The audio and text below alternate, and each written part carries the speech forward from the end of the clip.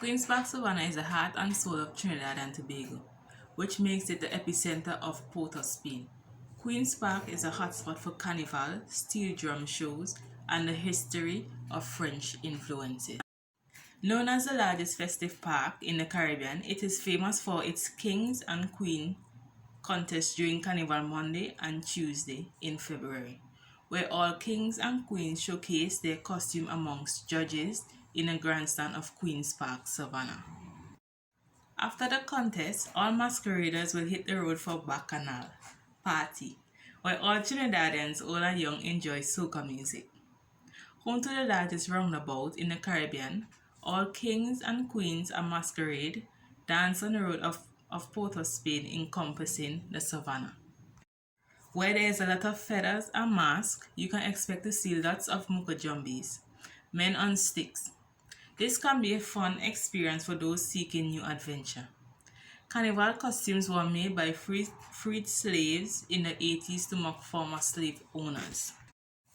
Another famous festivity at the Queen's Park Savannah, which originated in Trinidad, is the Steel Pan Show, or better known as Panorama, to which the steel pans are made from oil barrels, as Trinidad is a source of oil, to which they are turned into musical instruments. The steel drums have different notes on each side, which create melodious calypso music, to which is enjoyed by Trinidadians in the form of dancing and singing. By using sticks and knocking on each side of the steel pan, it will make melodious music. Calypso and soca music was created by slaves in a pre-emancipation period, to which praises were made and also for the purpose of social gathering. The Queen's Park was initially intended for the raising of cattle by the Parishioner family, as they were of French descent and former slave owners. They were later buried at the Parishioner cemetery beside the Savannah. After the sudden death of the Parishioner families in the 80s, the park was bought by the Governor Ralph Woodford to redesign the city of Port of Spain.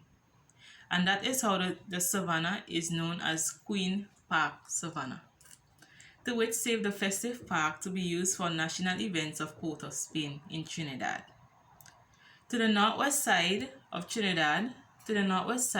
Queen's Park lies the magnificent 7 historical mansion, buildings of previous slave owners, which leave some French influences behind, being the Queen's College, Haynes Court, Salvatore House, Romont, Archbishop Palace, White House, and lastly, Stolmeier's Castle, to which the slave had killed the French homeowners.